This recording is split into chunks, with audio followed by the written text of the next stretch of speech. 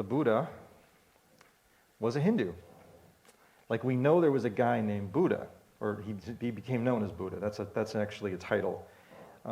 Gautama was his actual name, but we really don't know a whole lot about him.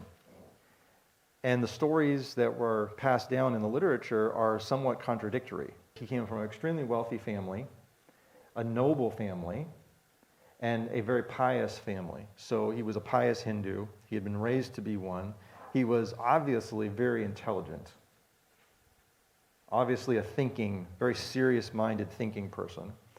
And it really bothered him as he looked around and observed the people around him that there seemed to be no way to get out of this cycle of birth, death, and rebirth, the wheel of existence. He came to this spiritual awakening. And in that coming to that spiritual awakening, he came to understanding of the middle way, as he called it.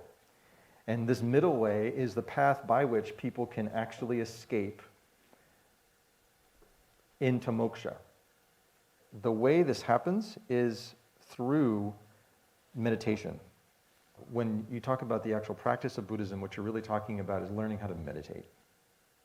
The reason you don't get off the wheel of existence is because of your own choices to invest in and focus in on and give yourself over to that which is impermanent. That is your cravings, your desires, okay? And so the idea is to get away from your cravings and your desires. What is ultimately permanent? What in the universe is permanent? Doesn't change. That's where you need to get to if you want to get out of the cycle. And what he said was, you have to cease to exist. And what he meant by that is you have to cease believing this notion that you're an individual self. But the idea in the Buddhist teaching is basically atheistic. So there are, strictly speaking, there are no gods, there are no spirits, there are no heavenly beings, there's no actual personal existence on any level. That's the Buddha's original teaching, where we're helping each other to get closer to that place where we can eventually get to into moksha. We're progressively moving towards spiritual enlightenment. Mindfulness is one of the key features which you probably have heard before. It's one of the key ideas of Buddhist teaching that has been promulgated within Western audiences.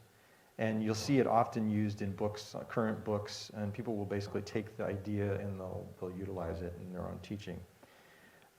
They could be atheists or agnostics or New Age people, whoever, but mindfulness, right?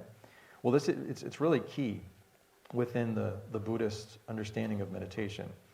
And what it is that it's just this constant turning of your attention back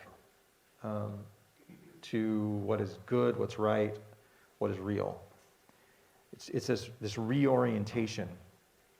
And you do this as you encounter, as we all do, right, all of the various disturbances and distractions. We find things within ourselves, of course, right? Desires, cravings that we don't want. And so what do? You practice mindfulness.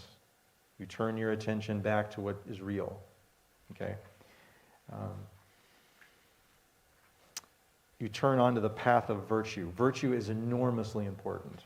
Character development is enormously important. There's no way anybody's going to get to enlightenment without character development. Into doing what is right, thinking what is right, understanding what is right, okay? Again, just like in Hinduism, big emphasis on morality, ethics, and the actual practice of them. They're not like nice theories that we can sort of balance around in our heads and debate whether we like to do this or not. You do it. You put it into practice. That is the spiritual path. If you don't, there's no way you're ever going to get to enlightenment. It's really important if you have to know someone who is Buddhist, the first question you want to ask is, where are you from? What country are you from? Because depending upon what country the person's from, that will determine the form of Buddhism they follow, the sub-tradition. within Buddhism. But a lot of what the Buddhists believe is very much in line with Hinduism. And the reason is because it came out of Hinduism. It was essentially a reform movement within Hinduism, trying to answer this fundamental question: how do I get out of the wheel of existence? How do I get into moksha? And so for the Buddhists, they use the term nirvana. They use a different term, but it more or less means the same thing as moksha.